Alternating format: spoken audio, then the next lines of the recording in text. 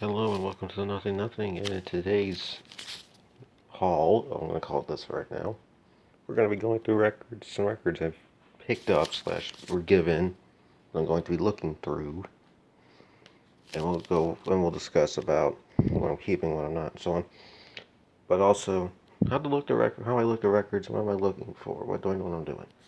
Okay, so I'm going to have 3 boxes here of various albums of various ages, and we're going to pretend it's like I'm looking in the record store. So first things first, one of the first things I always do is make sure I know what I'm looking for. In this case, I've already looked through these once, and I know that there's something on my want list or my extreme want list. So we'll just look through it and we'll see what's interesting. So in the first box, just start the first down here. This is a local thing. First, I really don't care. We'll take a quick look at it, but if you're ever curious, the Coast was a common thing in the 60s and 70s for compilations, albums for schools. So looking at something that was kind of common. Not keeping, by the way. Okay, this is Steve Stanovich's Open Reel. Now, this is something I've never heard of. I actually looked this one up. Turns out this was this guy's only album. And this guy was from around Denver. And we'll talk about interesting things. Record here. Okay, so we'll talk about it now. Making maybe files is always a smart idea if you actually don't know right away. And we'll put Steve Stanovich in one right now. And then next up we have Blown in the Wind by the Chad Mitchell Trio. I'm going to guess this is some kind of 60s pop based on that kind of name. I guess it's folk songs. Okay, I'm not a huge fan of folk, so this will go. This one's probably not going to stay. But we'll take a quick look. This Cap record is something we've never seen before. Okay. And next up we have Mickey Newberry and Heaven Help the Child. You can see there's a huge promotional sticker. We can talk about what makes albums interesting. And that's the first example of where an album is a promotional record. That is one of, as you can see there. Now this was obviously a cutout sale. It's on the corner.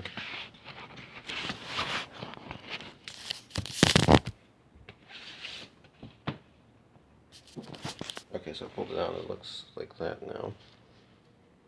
And here's the inner sleeve that's printed. Looks like we got our lyrics here. And that's the front picture that you saw. We saw on the back, you saw Electra, so this should be the butterfly and the white label, of course, because this is a promotional copy.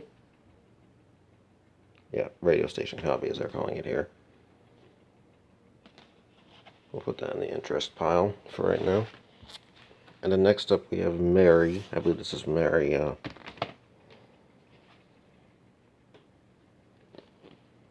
no, this is just Mary on her own. So, okay, from oh no, yeah, this is a Mary Travers from the 60s.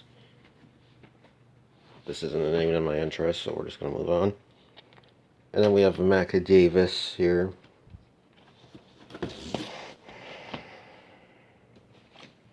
Interesting album, but not Mac Davis I'm interested in. I wouldn't want his number one. If that's something I'm looking for. Knowing what you're looking for. I'm looking for number ones at the moment, and that will not be in my list there. This is Sonny James's Here Comes Honey Again. This is, I believe he was a country artist, or a lazy listening artist. Again, this one I don't care about, but we'll take a quick look so you can see the old school Campbell label here. So this will not be staying. If we get to one that I may be interested in, Glen Campbell here. Glen Travis Campbell. I believe this is actually a compilation, but from 1970. Oh. Original. Okay. Now, I don't see any number ones on here. However, here's the old school Campbell label again. Because it's Glen Campbell and it's someone I have a general interest in, we'll put this in the maybe pile. Okay, this is Nat King Cole's Those Lazy, Easy, Crazy Days of Summer. It's not in very good shape, however. I'll just see what else is on the back. You'll be seeing one of those in a minute. Now we'll look at it real quick. But, however, I don't think I'm actually going to keep this one due to condition. So, and it's something worth considering is checking condition. If it's in terrible shape like this one is, I'm not even going to bother keeping it. Interesting inner sleeve, because of course, this was the label neck. Of course, Capital, as you can see there's classic Capital, is the record label that supposedly Nat built. I'm not keeping that one though. And next up we come into something that's right up my territory. Glen Campbell's Rhinestone Cowboy. Now, Rhinestone Cowboy, of course, was a number one. So this is straight up in my alley. As you can see right there.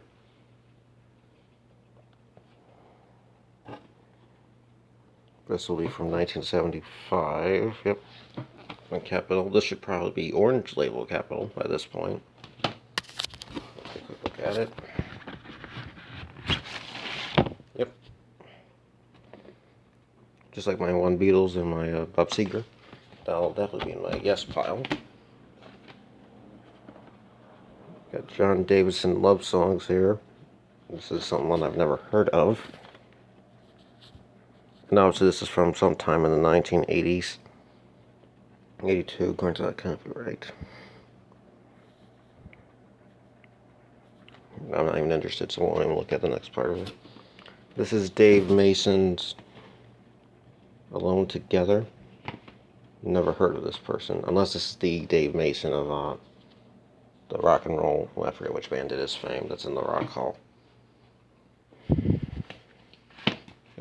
open it. There we go. As we can see there's the credit listing. And I notice this is actually technically a trifold. So you see this, and the back cover, or front cover there. If we open it all the way up, there's another photo of him.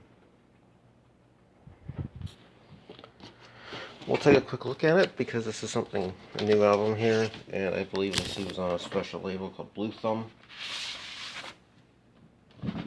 Okay, that's interesting. So there's a London inner sleeve, so you might have actually found London here. If we turn it the other way around, you may recognize there's Beggar's Banquet by the Rolling Stones. Can't always get what you want. Sorry, Let It Bleed. Can't get what you always want on that one. There's that's the one with the, they're in the forest. I can't remember what it's called. I've seen this one a few times. Days of Futures Past.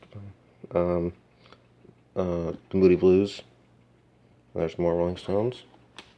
Let's just say quick look at the album here.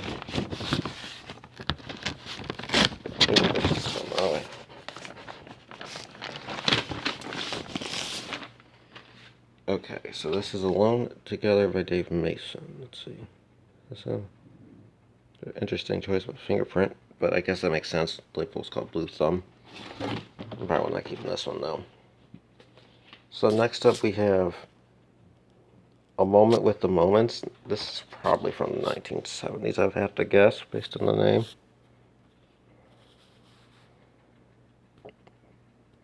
Yeah, I would definitely think so, because that's, it says it's on 8-track and cassette, so that's 1970s, because this doesn't even interest me, so we'll move on. Here's these Fifth Dimensions living together, growing together.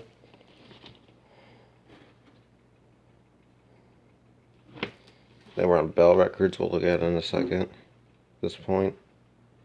This has got to be 1970s or early 70s, right? Yeah, 73. Now, as you know, I own their album that has Let the Sun Shine. if I were to keep this one, which I'm not sure actually, this would be my first Bell album. But I think for right now, I'm going to put this in the no pile. Then we have I'm Alright by Lynn Anderson. This is a country artist. Personally, I'm only looking for like Johnny Cash when it comes to this era. Okay, this has to be 70s. I'm going to take a guess though. We're not going to keep that one. And then here's one that's a very bin standard. Usually the Big Loser. Usually. Engelbert Humperdinck, Release Me. You can see someone's tried selling these before. There, 25 cents. So it's okay. We'll take a quick look because Engelbert Humperdinck was one of the biggest songs of the singers of the 1970s and 60s. See what the Parrot label looked like.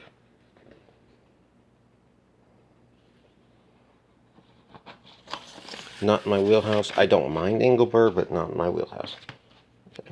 And then next up we have one that's right in my wheelhouse. The Four Seasons, Working My Way Back to You, and more great new hits.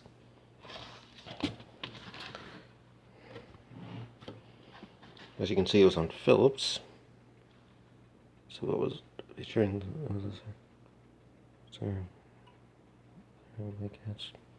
Okay, maybe I'm not taking this one exactly because there's no big hit.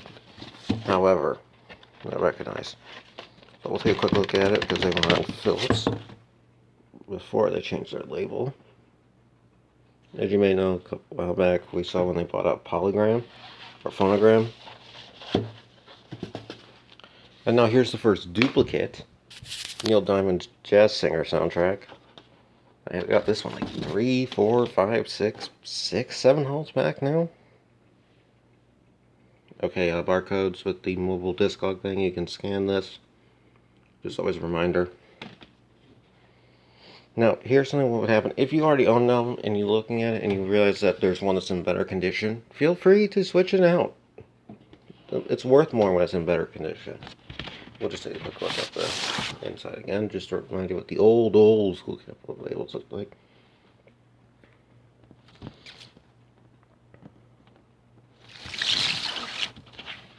I must entirely be okay. And then next up we have the Letterman and Live. Now I'm already going to tell you I know exactly nothing about the Letterman. So we're just going to take a quick look at this one.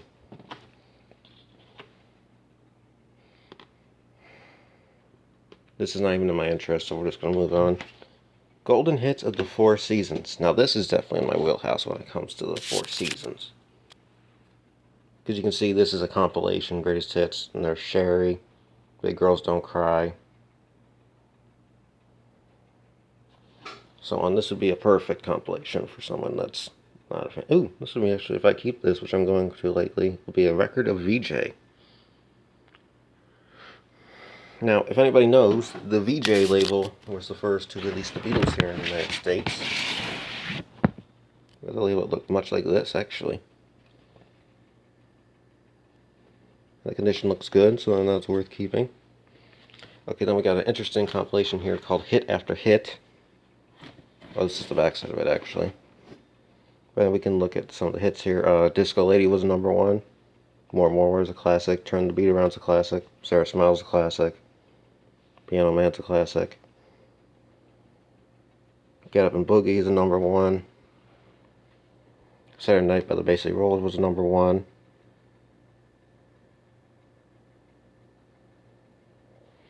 Save Your Kisses for Me was a UK #1 for Eurovision. This is a compilation of 20 original hits by the original star. These were very common in the 70s. Wait, there's a second one here. What the? Okay, there's a Bob Seger in here. Oh, that's one I need too. Okay. This is the next thing. I personally never buy an album without a sleeve or a outer sleeve. So unfortunately, Bob Seger there will be holding. I will not be keeping that without the original sleeve. However, let's see the original hit by hits in here. Yes, it is. to read the label on the side like that. Not shining, but let's see. Yeah, okay, so this will be original. I will keep that one because there's a number one on it, and there's a couple number ones around, so I don't think I'd own a second cut ever on their other album. Okay, then we have a Doobie Brothers, Tool Street. You can see there's a little bit of damage, but it's acceptable. This is a over 50-year-old album, so this should be a gatefold, is it? This one? Yes, it is. This is the album that famously has "Listen to the Music" on it. And this is before Michael McDonald enters the band. If I pull it out here, we'll see a very old school Warner Brothers label. Oh, okay. Not that old. This is the Palm Tree label. This tells me that this is going to be a reissue. But I will keep this one for sure. Doobie Brothers are Doobie Brothers, and I have a zero interest in them. Okay, there's nothing on the sleeve. I was just checking.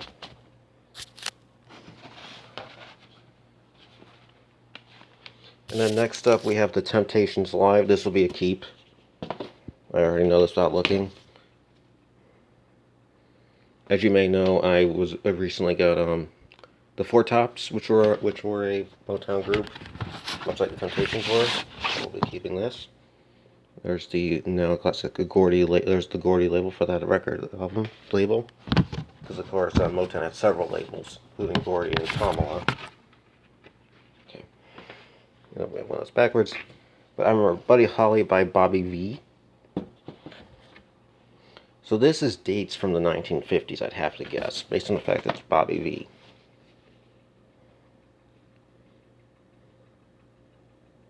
And actually, this year, a couple days ago, would have been Buddy Holly's 80-something birthday. So happy belated birthday, Buddy Holly. We'll take a look at this Liberty label here. I'm likely not keeping Bobby V, but we'll just look at it, have a quick, interesting look at it. Okay. And then next up, we have an album I already own a copy of, but you may recognize from my previous hauls. This is the Bee Gees' Trafalgar. It doesn't look any better than what mine currently is. I just noticed this down here. What is it? Manufactured. Okay. So here's something if you're interested in variation. That is manufactured by the Record Club of America. That was very similar to the Columbia Record Club, if you know what that is. Pull over the inside real quick. That was a gatefold. You may recognize it from when I did the video the other day. I'm just actually going to do one quick thing. We'll look at it, see if it says anything different. Yeah. On some variations, it'll say, if it's manufactured by someone else, it'll say manufactured under license to whatever. Not keeping this one, but it's interesting to see a variation. And then next up, we have the Eagles' Greatest Hits, 1971-75. I already own this in way better condition. We'll just do a quick pass. Actually, is it? Nope. It isn't. Okay. You've already seen it in one of my earlier novels, so we'll just go move on. Okay. Next up, we have Taurus here. Of course, Taurus is the band that has Spirit. Unless this is the only thing I'm interested in is if this has Spirit on it. If not, we're going to move on quickly.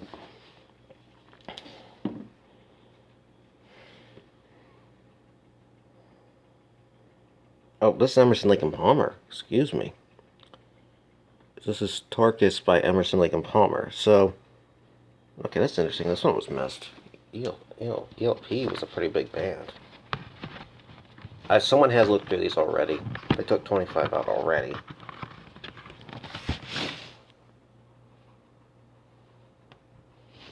Yeah, okay. I won't keep this one. I'm not really too well aware on the ELP discography, so we'll move on. For me to justify. Now, I did technically get these for free, so I can technically take them and then trade them in later, but... So we have here the Best of Herman's Hermits on MGM. Now, I'm already going to say, probably not keeping this. I'm not the biggest fan of Herman's Hermits, and you can see someone's had to repair it already.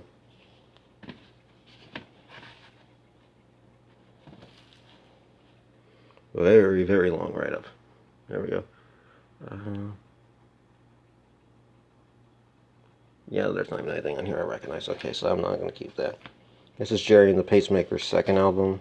This, they were Beatles contemporaries. So if you're into the Beatles, early Beatles era, this would be an interesting album to keep. But I will not. But the fact this was in here tells me there may have been a Beatles collection at one point. If I flip this over, we have Three Dog Night and Suitable for Framing. Now, if I'm right, I don't believe this has any number ones on it. This will be one of those, and I'll hold on. I'll put it in my maybe pile, and we'll check it because I'm not sure. Okay, so this is interesting. I don't know if it's a poster or what's going on, but okay. So we got the sleeve here. In fact, it wasn't in the sleeve. It's actually not a good sign. Well, it might not be for this. Might not be the right sleeve. Okay, this is something to keep an eye out for. Is make sure you have the right album in it as well.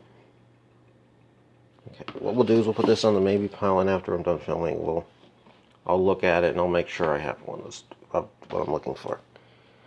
Okay, then next up we have the Righteous Brothers Right Now. After looking at, I've already looked at this one before already. But that's the Righteous Brothers. It doesn't have You've Lost That Love and Feeling or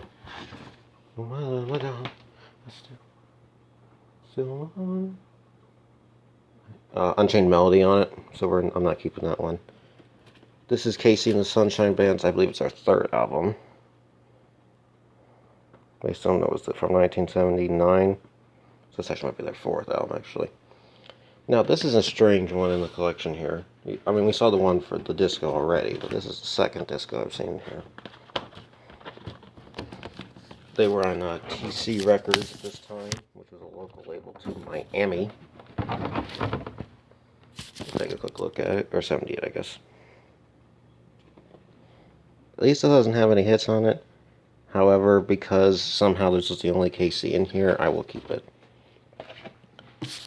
Okay, then we got Dan Fogelberg's The Innocent Age. This is from 1981. This is one of his best albums.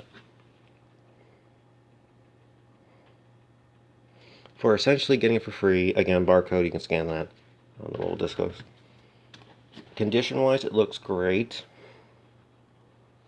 And what's this? Okay, that's the inner sleeve. That must be out of it. Yeah. Okay.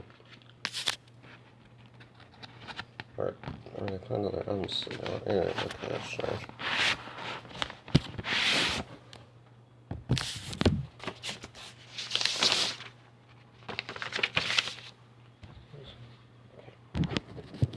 It was on Epic, and their own custom label for it.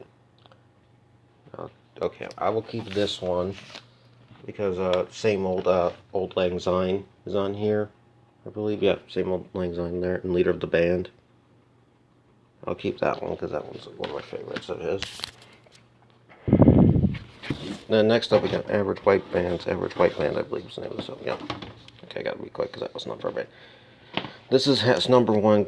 I believe it's Cut the Cake, right? Was their number one? Or no, Pick Up the Pieces. Sorry. As long as the song's in here, I will definitely keep this one because I am currently collecting number ones. So having the number one on its original album is worth picking it up.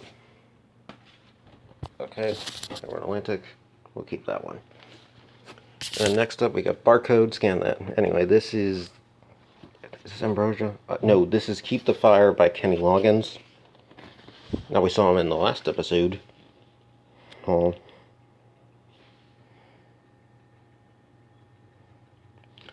Okay, Barcode, you can scan that. I'm not going to keep this. I'm not that big of a Kenny Rogers fan outside of the soundtrack hits and the one song at Christmas time, Celebrate Me Home. This is Ambrosia. The album is in such terrible shape, I'm not even going to keep it regardless. There's even not even a one hit. There wasn't even a hit on here, so we're going to move on. This is Tom Jones' Greatest Hits.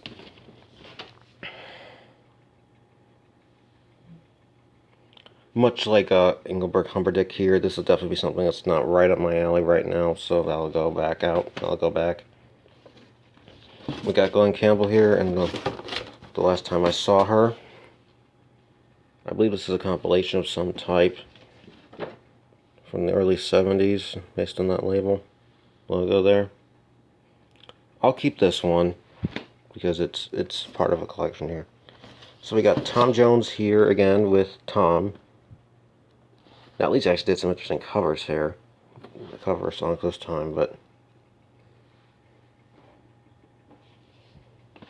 sorry, Tom, not keeping you in this one either.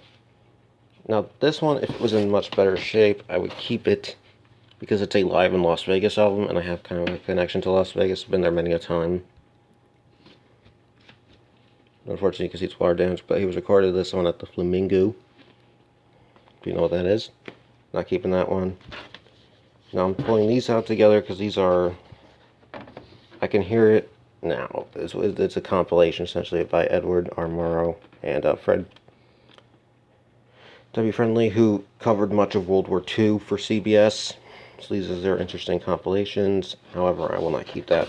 Not my entire wheelhouse. However, we'll quickly mention the legendary story of why the LP is named the LP. Because of Columbia copyrighted that. But it was the only thing they could copyright. Now we got the Oak Ridge Boys here with Christmas Again. So this is a Christmas album. I personally am not a huge fan of the Oak Ridge Boys other than Elvira. So we're going to move right on. And then we got a disco, another compilation here, Disco Super Hits. I will take this one because it has more one hits. For example, we got a classic Ain't No Stopping Us Now, Blondie, Heart of Glass, the #1. Elisa Bridges was almost a #1. She went to #3. There's Boogie Googie. I have that one for sure. There's Knock on Wood, and then of course there's I Will Survive. That's a definite keep. Then we have Barry Manilow's Magic. However, it's empty. This is something you want to make sure of. If it's empty, don't keep it. Then we have another loose disc. Again, I don't buy loose discs. That's Letterman All-Time Greatest Hits. We'll move on. Now this is Barry Manilow's Even Now, which has a couple #1s. So this will be a keep. And actually, this is about my favorite era of Barry Manilow. This is the one that famously has a Copacabana on it as well. Even After Even Now. Okay, that one wasn't great, but let's take a quick look at the inner sleeve because this I'll keep. There's Even Now.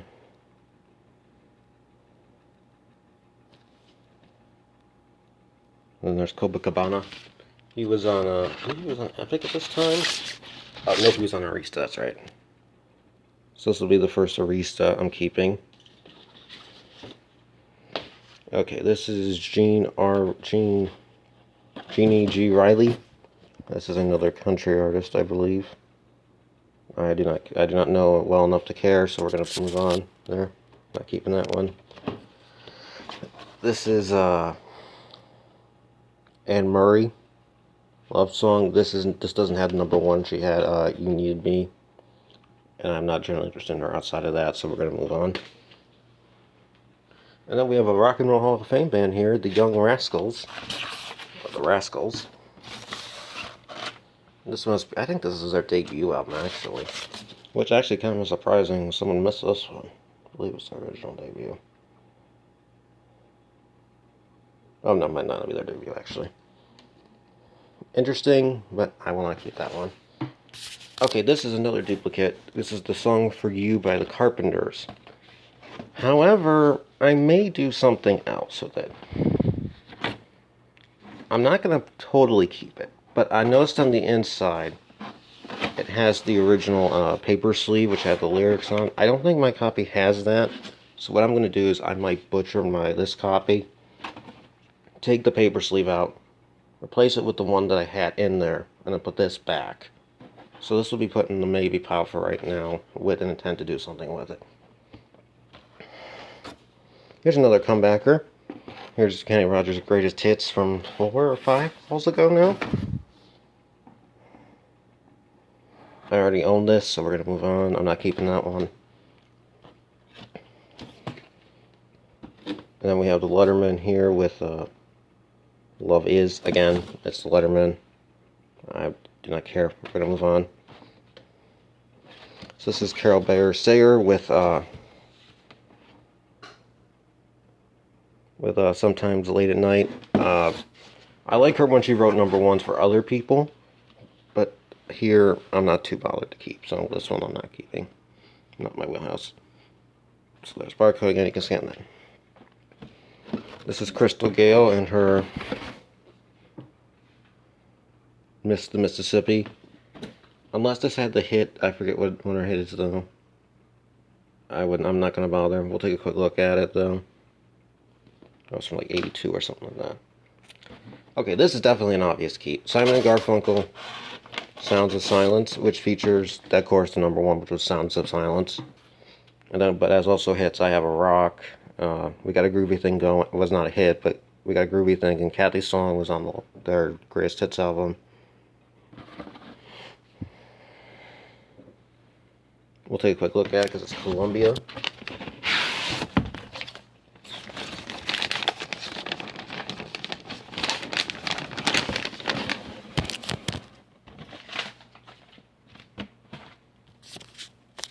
Since this is an obvious keep and a classic Columbia label, we'll keep that one. And then next up in this box, we have Diana Ross and Supreme's Greatest Hits. It's a 2 LP collection. And as you saw earlier, I kept the Temptations live, so that means I will actually be keeping this one by association. Because ever since I got that Four Tops, I'll be there. I've become interested in it. I'm just going to do a quick check and check this. 1, 2. Okay, we got both discs. Good to know. I'm keeping that one. And then lastly, we have the Supreme Sing Holland Doja Holland. This has number one. You keep me hanging on. Although that's the later 80s version. Everybody on. Okay, I forgot her name already. Kim Wells? No. We'll just quickly show the disc here because here's Motown. Nope, no, that says Greatest Hit. Okay. Give me 1 second, I'm going to check the Greatest Hits, make sure we don't got a mixed disc here. Okay, that was a good check. Make sure you had the right disc in there, that we're mixed up. Here's the Holland Doja Holland. Okay. So that was the first box. And it looks like, and now if this was all I had today, we'll just pretend. If that was it, I would look, then we go into the maybe/yes pile. And I would go through it again, especially if you're on a budget. Always be on a budget, know what you're looking for. As I've already said, I'm keeping anything Supremes or anything Motown today, so I'm keeping those.